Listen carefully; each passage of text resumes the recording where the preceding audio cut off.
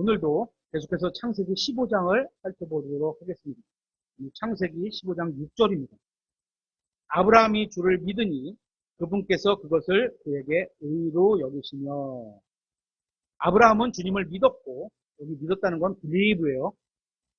사람의 영역입니다. 내 마음 안에서 믿는 거죠. 그죠? 그거 도로 구분할 줄 알아야죠. 믿는다는 것은 사람의 마음과 관련 있죠. 그리고 주님께서는 그의 믿음을 보시고, 여기서 믿음 이렇게 명사로 나올 때는 뭐예요? 하나님이 보실 때 믿음이 있어야지 기뻐하신다. 그 믿음이에요. 그죠? 믿음은 하나님의 선물이고 성령의 열매로 나타나죠. 그러니까 믿는 것과 믿음은 동전의 양면과 같은 거예요. 우리가 마음으로 믿으면 하나님께서 믿음이라는 선물을 우리한테 주시는 거예요. 그죠? 근데 같은 건 아니에요. 어쨌거나 동전의 양면과 같은 거예요. 아브라함이 주를 믿었기 때문에 믿음을 가지게 되었고, 이 믿음을 보시고 그를 의롭다고 하셨고 하나님을 기쁘시게 해드렸던 겁니다. 아브라함이 의롭게 된 것과 같은 방법으로 우리도 은혜로 말미암아 믿음을 통해 의롭게 되었습니다. 그는 의롭게 되기 위해 선행을 한 게 아니었습니다. 그 어떤 행위도 하지 않고 의롭게 되었습니다. 뭐요? 마음으로 믿은 것뿐이에요. 그죠? 그는 의롭게 되기 위해 선행을 하지 않았고 그 어떤 행위도 하지 않았습니다. 그는 하나님을 믿었습니다. 그리고 하나님께서는 그의 믿음을 의로 여겨주신 겁니다. 마찬가지로 우리는 누구든지 주 예수를 믿으면 구원받는다는 복음을 선포하죠. 이걸 믿으면 된다고 구원받는 복음을 선포하잖아요. 하나님께서는 주 예수를 믿는 사람에게 예수 그리스도의 의를 전가해 주신다고 약속을 해놓으셨습니다. 다시 창세기 15장 5절에 그분께서 그를 밖으로 데리고 나가 이르시되 이제 하늘을 쳐다보고 내가 별들을 셀 수 있거든 세어보라 하시며 또 그에게 이르시되 내 씨가 그와 같으라 하시니라. 아브라함은 하나님께서 보여주신 별들을 보고 오직 주님만이 약속하신 것을 이루실 수 있다고 믿었습니다. 그는 자신이 별들을 만들 수 없는 것처럼 수많은 자손을 만들 수 없다는 사실을 깨달았던 겁니다. 수많은 별들을 만드실 수 있는 하나님께서는 불가능한 것이 없다는 사실을 알게 된 것입니다. 하나님의 약속과 말씀을 이루는 주체는 아브라함이 아니라 바로 하나님이시라는 사실을 인정하게 된 겁니다. 우리가 별을 보고서 와, 셀 수 있어요? 일단 별을 만들 수도 없어. 그죠? 만들 수도 없고 셀 수도 없어요. 그러니까 지금 뭐 우리 그 어디죠? 반도체가 우리나라도 굉장히 1, 2위 하는 강국인데요. 세밀하게 굉장히 나노라는 굉장히 작은 단위까지 들어가잖아요. 진짜 뭐 머리카락에 뭐 몇백 분의 1, 몇천 분의 1, 막 이 정도까지 가늘게 해서 세밀하게 들어가는데도 하나님은 그것보다 더 세밀하신 분이에요. 그러니까 우리가 현미경으로 볼 수 있는 거 계속 컴퓨터로 확대하면 언젠가는 깨져서 이렇게 비스듬히 이렇게 나와요. 그건 입자가 깨졌기 때문에 그런 거죠. 근데 하나님 거는 계속 확대해도 계속 죽습니다. 이게 하나님과 사람의 차이점이죠. 또 거꾸로 우리가 창조에 대해서 한번 볼 때 슬라이드로 보여드렸는데 지구를 자꾸 뒤로 가면서 보는 거예요. 그러면 어떻게? 지구 안에 있는 은설이가 여기 이렇게 보이는데 1km 바깥에서 은설이를 보면 얼마나? 뭐 요만하게 깨같이 보이겠죠. 그죠? 10km 바깥에서 보면 거의 보이지도 않겠죠. 우리 건물이 깨같이 보이겠죠. 100km 바깥에 가면 대한민국이 깨같이 보이겠죠. 1000km 바깥에 가면 지구가 깨같이 보이겠죠. 10,000km 바깥에 가면 얼마나 큰지 모르니까. 얼마나요? 태양계가 깨같이 보이겠죠. 더 뒤로 가도. 그러니까 하나님은 한도 끝도 없는 거예요. 그죠? 그만큼 권능과 그분의 위대하심이 엄청난 겁니다. 하늘을 보고 그런 걸 깨달을 수 있다는 거죠. 아브라함은 하나님께서 보여주신 별들을 보고 오직 주님만이 약속을 이루실 수 있다고 믿었습니다. 그는 자신이 별들을 만들 수 없는 것처럼 수많은 자손을 만들 수 없다는 사실을 깨달았을 겁니다. 수많은 별들을 만드실 수 있는 하나님께는 불가능한 것이 없다는 사실을 알게 된 거죠. 하나님의 약속과 말씀을 이루는 주체는 누구? 하나님이라는 사실을 인정하게 된 겁니다. 아브라함은 여기서 자신을 신뢰하는 것을 그만두고 주님을 신뢰하기 시작했던 겁니다. 로마서 1장 19절에 이렇게 되어 있죠. 이는 하나님을 알만한 것이 그들 속에 분명히 드러나 있기 때문이다. 하나님께서 그것을 그들에게 보이셨느니라. 그분의 보이지 아니하는 것들, 곧 그분의 영원하신 권능과 신격은 세상의 창조 이후로 분명히 보이며 만들어진 것들을 통해 의해 이해될 수 있으므로 그들이 변명할 수 없느니라. 만들어진 것들을 통해 하나님이 계시다는 것을 분명히 알 수 있다는 거죠. 우리는 별들을 보고 구원받을 수는 없지만 별들을 보고 이 별들을 만드신 분은 우리보다 어마어마한 분이구나 라는 것을 통해서 겸손해질 수 있습니다. 왜냐하면 별들을 만드신 분은 인간과 비교할 수 없을 정도로 크신 분이라는 사실을 알 수 있기 때문입니다. 하나님께서 이루신 것들과 사람이 이룬 것들을 비교해 본다면 사람을 신뢰하는 것은 얼마나 어리석은 짓인지 어렵지 않게 알 수 있습니다. 다시 말해서 크고 광대하신 하나님을 신뢰하는 것은 결코 어리석은 일이 아니라는 겁니다. 인류가 이룬 모든 것들은 하나님께서 만드신 별 하나와 비교해봐도 작고 보잘것없는 것들입니다. 그런데 하나님은 별을 하나만 만드신 것이 아니라 셀 수 없이 많이 만드셨습니다. 인류의 모든 지혜를 합쳐도 하나님의 지혜의 10,000분의 1도 따라잡을 수 없는 겁니다. 이러한 사실을 깨달은 사람이 할 일은 어떻게? 하나님 앞에 무릎을 꿇고 하나님께 긍휼과 은혜를 구하는 것밖에 없는 겁니다. 창조자 하나님 앞에서 자신의 죄를 시인하고 용서를 구하고 그분의 말씀을 믿는 것만이 인간이 할 수 있는 가장 현명한 일이고, 다행히도 우리는 그렇게 모두 믿고 구원받은 사람들입니다. 계속해서 창세기 15장 7절에 또 그에게 이르시되 나는 이 땅을 내게 주어, 내가 누가 줘요? 하나님이 주신다는 거예요. 그렇죠? 내게 주어 내가 그것을 상속하게 하려고 너를 갈대아 사람들의 우르에서 데리고 나온 주니라 하심에 그가 이르되 주 하나님이여 내가 그 땅을 상속할 줄 내가 무엇으로 알리까 하니, 물어볼 수는 있어요. 그죠? 물어보는 게 잘못됐다 이러지 않아요. 우리가 하나님은 이렇게 논쟁을 해서라도 이해가 되고 확실한 믿음을 갖기를 원하시는 거예요. 그래서 요구하고 그러잖아. 한번 너랑 나랑 따져보자. 대화로 따져보자. 이런 말씀을 하잖아요. 그러니까 하나님께 어떤 합니까? 라고 물어볼 수 있는 거예요. 하니 그분께서 그에게 이르시되 나를 위해 3년 동안 암송아지와 3년 된 암염소와 3년 된 숫양과 한 비둘기와 집비둘기 새끼를 가져오라 하십니다. 7절에서 상속이라는 표현이 나옵니다. 우리는 상속과 관련해서 그와 이스라엘을 구분할 수 있어야 됩니다. 상속. 그렇죠? 이 둘을 구분하지 못하면 성경의 많은 부분을 잘못 이해하게 됩니다. 우리는 이거를 세대적 진리라 그래갖고 올바로 나누어 하면서 이스라엘과 교회, 그죠? 하나님의 왕국, 하늘의 왕국, 율법의 행위와 믿음의 행위 이런 걸 다 구분해서 배웠죠.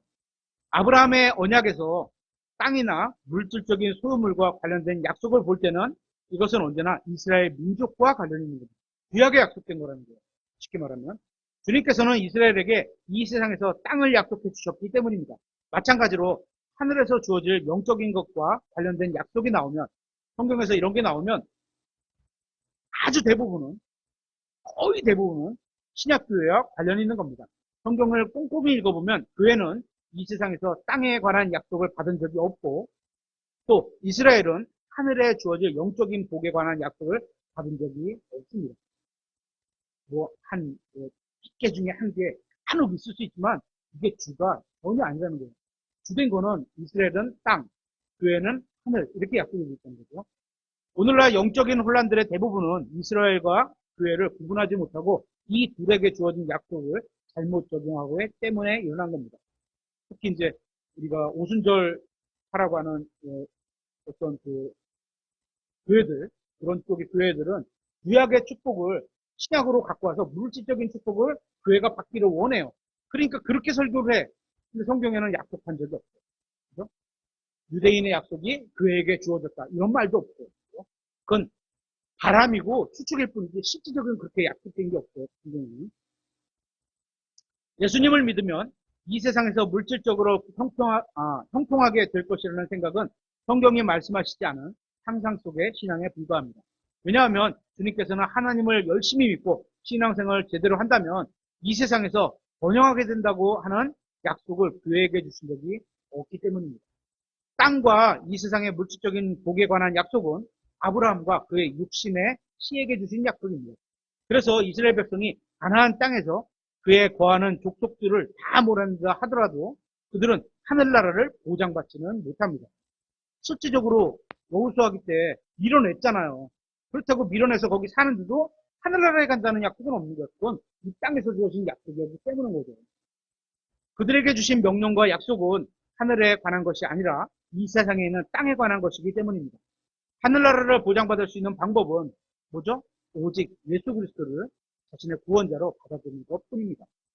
사탄과 마귀와 어둠의 권세와 죄는 예수님의 십자가에서 패배했습니다. 우리가 예수 그리스도를 자신의 구원자를 믿는 순간 우리는 예수님과 함께 공동 상속자가 되었고 믿는 순간 되었고 그리스도 안에서 하늘에 있는 모든 영적인 복을 받았습니다. 받게 될 것이고 받았습니다. 그렇죠? 따라서 우리는 교회와 이스라엘의 차이점을 정확히 알고 구분할 수 있어야 하는 겁니다. 계속해서 창세기 10장 15장 10절에 그가 이 모든 것을 그분께 가져다가 뭐뭐뭐를 갖다 놔라 이랬잖아요. 그죠? 그것들을 한 중간에서 둘로 쪼개고 짐승들을 가져다가 새를 가져다가 둘로 쪼개고 반을 쪼개라는 거죠. 각각의 조각을 서로 마주보게 놓았으나 새들을 쪼개지 아니하였습니다. 작으니까 쪼개지 않았습니다. 다른 역사가들에 의하면 성경을 이제 연구를 하잖아요. 그러면 이게 도대체 왜 이런 거야? 이렇게 하다 보니 다른 데서는 없는 특이한 게 나오죠. 이런 특이한 거를 일반에다 적용하면 안 됩니다. 그죠? 우리도 이렇게 해야 된다. 이거 안 되는 거예요. 특이한 건 특별한 경우에 하나님께서 한 번 허락하셨다. 이렇게 봐야 되는 거죠. 고대에는 약속하는 양쪽 당사자가 짐승을 둘로 나누고 가운데에 길을 내고 양쪽 끝에 섰다고 합니다. 왜? 약속이라는 거예요. 서로 끝에서 걸어와 중앙에서 만나는 것이 약속을 지키겠다는 맹세의 의미로 행했다고 합니다. 이러한 행위가 서로 약속을 이행했다는 의지로 보여주는 것이었던 겁니다. 그 당시에 그랬다는 거예요. 그래서 하나님도 아브라함이 이해할 수 있는 행위를 보여주심으로 약속을 본인이 지키겠다고 보여주신 것 뿐이에요. 그죠?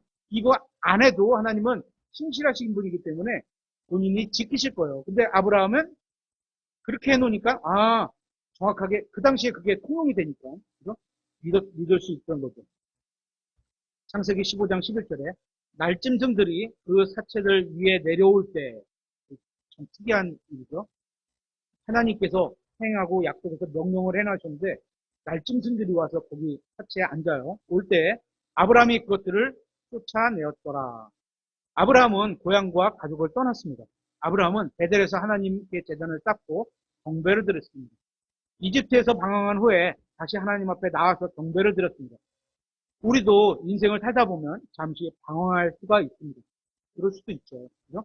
뭐, 그거 없다. 없으면 좋지만, 그럴 수도 있는 거예요. 하지만 빨리 돌이켜야 되겠죠. 그랬을 때, 회개하고 다시 주님께로 돌아와야 합니다. 너무 길지 않게 가야 돼요. 그죠? 가라, 권장하는 거 아니에요, 절대. 그죠? 근데 하다 보면, 막, 빨려 들어가면요. 조금 떠내려갈 수도 있어요. 일부러 내가, 왜냐하면 상황이 너무 몰입해서 내가 못 나갈 상황이라면 끌려서 막 이렇게 이렇게 세상 물결에 흘러가는 것처럼 끌려가요. 그랬을 때 어떻게? 빨리 자신의 위치를 보고 하늘을 봐야죠. 하나님을 보고서 지금 상황을 다시 하나님의 시각으로 다시 봐야죠. 그래야지 나올 수 있는 거잖아요. 다시 하나님 앞에 나와서 경배를 드렸습니다. 우리도 인생을 살다 보면 잠시 방황할 수 있죠. 그랬을 때 회개하고 다시 주님께로 돌아와야 합니다. 아브라함이 방황한 후에 다시 하나님께 돌아왔지만 즉각적으로 축복받지는 못했습니다. 우리가 보통 생각할 때 그렇잖아요. 하나님께 딱 돌아오면 앞에 있던 어려움들이 싹 있어지고 다시 쫙 펼쳐지면 좋은데 아닐 수도 있다는 거예요. 그렇죠? 그러면 좋은데 짐승을 잡아 주님 앞에 두었는데 이거 뭐야? 하나님께 경배를 드리려고 헌물을 드렸는데 응답은 받지 못하고 오히려 날짐승들이 나타나 주님께 드리는 짐승을 헌물을 먹어치우려 했던 겁니다. 우리도 이런 경험을 할 때가 있죠. 자신을 희생하고 주님을 섬겼지만 좋은 일이 일어나지 않고 도리어 나쁜 일이 일어나기도 합니다. 주님을 열심히 섬겼더니 경제적인 어려움에 처하게 될 때도 있고 그렇죠. 그죠? 왜냐하면 직장에서 가끔 그런 경우들이 있거든요. 우리 그때 영화를 한번 봤지만 남편이 어렵게 직장에 취직을 했어요. 근데 직장에서 상사가 테스트하는 거죠. 뒷돈을 빼서 좀 달라. 이런 식으로. 그랬더니 이제 남편이 아내하고 상의를 해야 되겠죠. 상의를 했더니 어떻게? 그래도 다행히 아내가 동의가 돼서 그런 자리에 안 된다. 하나님 보시기에 안 된다. 이렇게 했고 딱 사장님과 겸손하게 사장님한테 저 못하겠습니다. 그런 일이라면 저 못하겠습니다. 그랬더니 사장님이 다시 불러서 당신 같은 사람을 찾은 거다. 당신은 그 자리에 꼭 필요하다. 이런데 사실 그 말하기가 쉬운 게 아니에요. 그 과정이 어려웠어요. 그 영화에서도 겨우 1급으로 겨우 이렇게 생활하다가 이제 직장에 들어가서 자리가 잡나 했더니 그런 시험이 딱 온 거예요. 흔들리죠. 흔들릴 수 있죠. 또 뭐 선택을 다행히 그 부분은 하나님을 향해서 건전한 방향으로 선택했기에 다행이지 아니더라도 뭐 잘못된 선택이지만 이해할 수는 있어. 하지만 그럴 때 하나님을 향해서 내가 어떻게 뭐 더 좋은 어떤 환경과 이런 걸로 나아가지 못하더라도 감수하고라도 바른 길을 선택해야 되는 거죠. 그죠? 좋은 일이 일어나지 않고 도리어 나쁜 일이 일어나기도 합니다. 주님을 열심히 섬겼더니 경제적인 어려움에 처하기도 될 때도 있습니다. 주님을 열심히 섬기려 했더니 가정이 어려워지는 경우도 있습니다. 죄를 떨쳐버리고 주님께 복을 받게 될 것을 기대했지만 정반대로 가는 경우도 있습니다. 그렇죠? 주님을 열심히 섬기려 할수록 어려움이 생기면 그때 나타나는 게 있어요. 마귀가 나타나서 우리에게 이런 생각을 줍니다. 봐. 하나님이 있긴 어디 있어. 있다고 해도 좋은 분이 아닐까. 네가 그렇게 열심히 섬기는데 나쁜 상황이 오는 게 말이 돼? 이런 말을 할 겁니다. 그죠? 하나님께서는 믿음의 길로 걸으면 이 세상에서 항상 좋은 일만 생길 거라고 말씀하신 적이 없다는 겁니다. 그죠? 그럼에도 불구하고 믿음으로 계속 살아가라고 얘기는 하시죠. 주님께 헌물을 드리려고 해도 날짐승들이 날아 방해라는 것처럼 육신적인 삶을 청산하고 영적인 삶을 살아보려고 할 때 마귀가 방해할 수 있는 겁니다. 이럴 때는 주님께서 베풀어진 은혜를 기억해야 합니다. 제가 아까 말씀드렸잖아요. 나의 과거에 하나님께서 나에게 베풀어 주신 게 어떤 게 있는가 그거를 생각하고 그래 하나님은 항상 나에게 은혜를 베풀어 주신 분이 바르게 가야 이렇게 되는 거죠. 주님의 은혜를 기억하고 어려운 때를 이겨내야 합니다. 빛 안에 거하고 있어야 어둠을 이길 수 있는 겁니다. 전도서에는 이런 말씀이 있습니다. 전도서 1장 5절 한번 찾아보겠습니다. 전도서 1장 5절.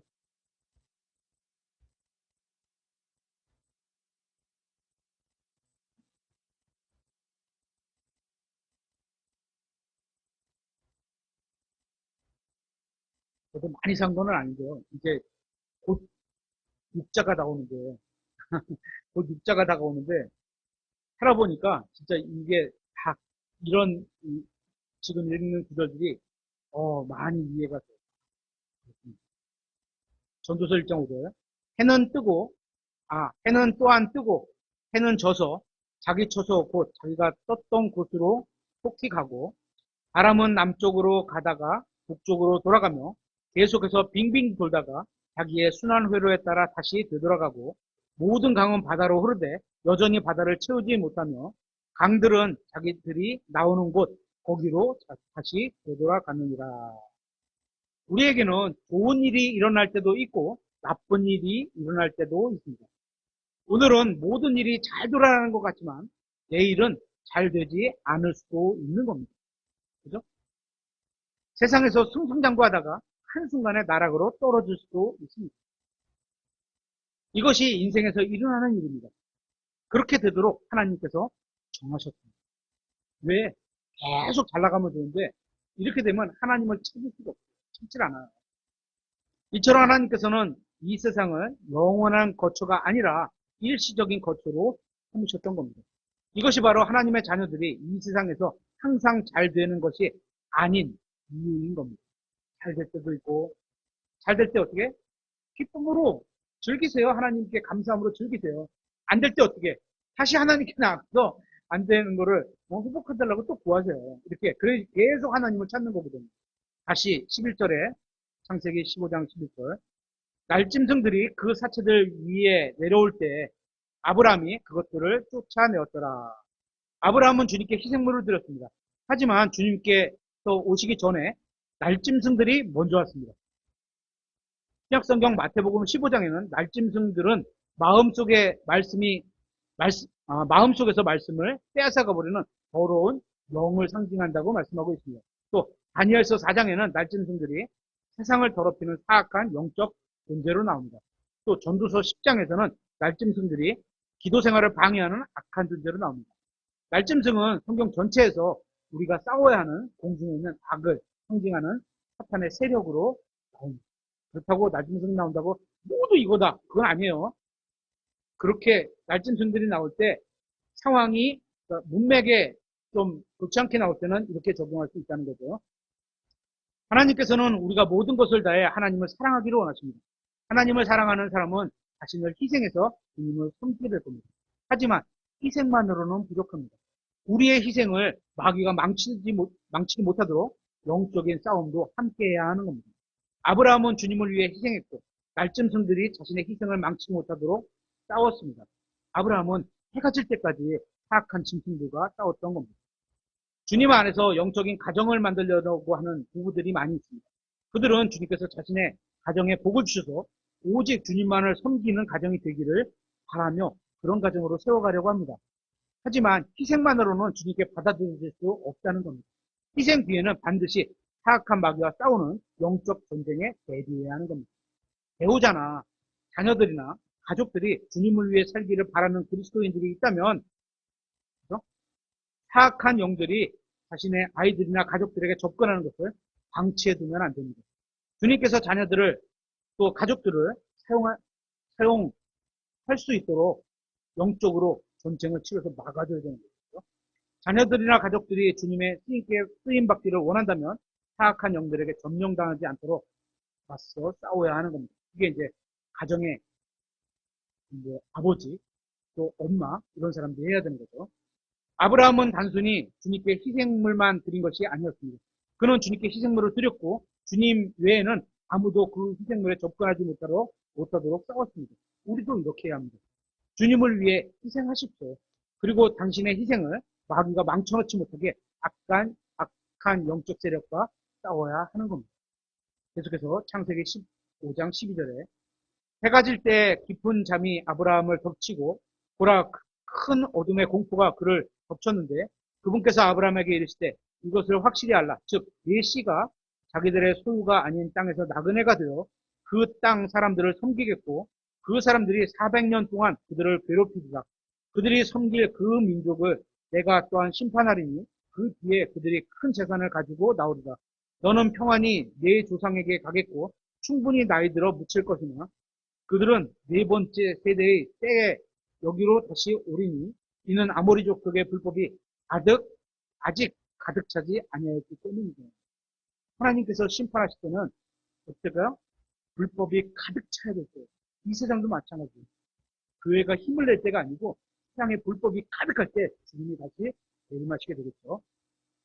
지금 읽은 창세기 15장 12절부터 16절에 보면 하나님께서 아브라함과 맺으신 언약에 대해서 또 그의 자손에 대해서 7가지 예언을 하는 것을 보게 됩니다.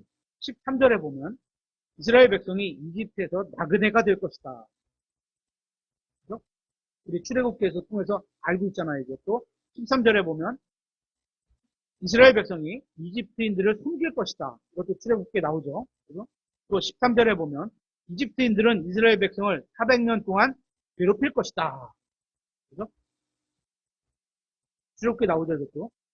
또 14절에 보면 하나님께서는 이집트를 심판하실 것이다. 이것도 나오죠. 또 14절에 이스라엘 백성이 이집트를 탈출할 때 많은 재물을 가지고 나올 것이다. 출애굽기에 있는 예언이 어디 나와요? 아브라함에게 예언이 되어 있는 거예요. 그죠? 또 15절에 아브라함이 나이 들어 평안히 죽게 될 것이다. 또 16절에 이스라엘 백성은 네 번째 세대의 때에 가나안으로 들어오게 될 것이다. 이렇게 말씀하고 있죠. 그죠? 하나님께서는 낮에도 아브라함에게 말씀하셨고 밤에도 말씀하셨습니다. 해가 빛날 때에도 말씀하셨고 날짐승들이 날아와 괴롭힌 후에도 말씀하셨습니다. 그러니까 중요한 것은 우리가 처하고 있는 어떤 상황이 아닌 겁니다. 좋은 상황에도 말씀을 드려야 되고 나쁜 상황에도 말씀을 대해야 하는 겁니다. 우리는 언제나 주님과 교제를 나눌 수 있는 겁니다. 상황이 좋지 못해서 주님과 동행할 수 없다고 말하는 사람이 있는데 결론은 핑계일 뿐인 겁니다. 하나님은 어두울 때나 밝을 때나 아브라함에게 말씀을 주셨고 아브라함은 좋은 때든지 나쁜 때든지 주님을 섬기려는 마음이 있었던 겁니다. 계속해서 창세기 15장 17절 그리고 또 여기 보면 16절에 네 번째 세대 이렇게 하면서 13절에 400년 동안 이렇게 되어 있잖아요. 보통 성경에서 말할 때 세대라고 하면 30년 정도를 말해요. 일반적으로는. 근데 여기서는 100년을 말할 때도 있구나. 그죠? 그러니까 너무 세대 30년 딱 도착할 필요가 없다는 거예요. 다른 데서는 또 100년이라고 말하는 데도 있구나. 이렇게 이런 걸 참고하시면 돼요. 17절에 해가 져서 어두울 때 연기 나는 화로가 보이고 타오르는 횃불이 그 조각들 사이로 지나가는데 바로 그날에 주께서 아브라함과 언약을 맺으시며 이르시되 내가 이 땅을 이집트 강에서부터 큰 강 곧 유프라테스 강까지 네 씨에게 주었노라. 19절 즉 겐족 족속과 그니스 족속과 감몬 족속과 헷 족속과 그리스 족속과 르바 족속과 아모리 족속과 가나안 족속과 기르가스 족속과 여부스 족속의 땅이니라 하시니라. 주님께서는 아브라함과 언약을 맺으시며 이스라엘 민족에 대해 예언하셨고 그것을 확증하기 위해서 연기나는 화로가 보이게 하고 타오르는 등불이 희생물 사이로 지나가게 하셨습니다. 성경에서 연기나는 화로는 거의 대부분이 이스라엘 민족의 고난을 상징합니다. 그리고 등불은 이스라엘과 관련된 구출을 상징합니다.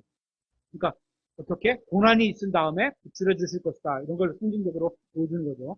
하나님께서 아브라함에게 등불을 보여주신 것은 이스라엘 백성을 버리지 않고 구출해 주시겠다는 의미를 갖고 있습니다.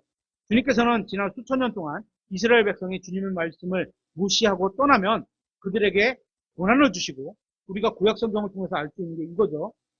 하나님을 무시하고 떠나버리면 고난을 주시고 그들이 다시 회개하고 부르짖으면 구출해 주셨습니다. 이게 구약 성경 내내 이스라엘 민족이 보여주는 어떤 올 패턴이죠. 예, 빙글빙글 돌아요. 계속 여호수아기, 사사기, 사무엘기, 열왕기, 역대기, 대언서들 또 신약 성경의 역사들에서도 이러한 이야기가 가득 차 있습니다. 하나님께서는 아브라함과 그의 자손에게 가나안을 약속해 주셨고 그들은 약속의 땅에 들어간 후에 고난을 당했습니다. 이스라엘 백성은 400년 동안 이집트에서 고난을 당했습니다. 그래서 성경은 이집트를 용광로, 다시 말하면 화로라고 부릅니다. 그렇게 하나님의 백성인 이스라엘은 상속받기 전에 용광로를 통과해야 했습니다. 하나님께서는 자신의 백성에게 가나안 땅에 관한 약속을 말씀으로 주셨습니다. 그들은 이집트에서 파라오에게 고난을 당했고 성경은 이것을 새 용광로라고 부릅니다. 주님께서는 그들을 이집트에서 데리고 나오신 후에 땅을 주셨습니다. 그들은 땅에 정착한 후에도 우상숭배에 죄를 지었습니다. 하나님께서는 갈대아인들을 부르셔서 그들을 타국으로 끌고 가 노예를 삼게 하셨습니다. 이후에 아시리아도 와서 범죄한 유대인들을 끌고 갔습니다. 이후에 하나님께서는 다시 자신의 백성을 용광로에서 구출하셔 본국으로 되돌아가게 하시고 이것에 관한 말씀을 느헤미야, 에스라에 기록해 주셨습니다. 하지만 그들은 다시 죄를 지으며 하나님을 거부하고 그리스도를 십자가에 못 박게 됩니다. 그래서 주님께서는 그들을 세계 곳곳으로 흩으셨습니다. 이제 예수님이 재림하시기 직전에 있는 대환란이 일어나게 되면 하나님께서 마지막으로 한 번 더 자신의 백성을 우상 숭배로부터 정결하게 하시고 그들의 마음을 깨끗하게 씻어주기 위해서 용광로, 즉 대환란을 던지실 겁니다. 그렇게 이스라엘 백성에게 있어서는 이집트와 포로즈와 대환란 같은 용광로가 있는 겁니다. 하나님께서는 자신의 백성을 이집트에서 꺼내셔 약속의 땅에 거하게 하셨습니다. 또 포로지에서 데리고 오셔서 약속의 땅에 거하게 하셨습니다.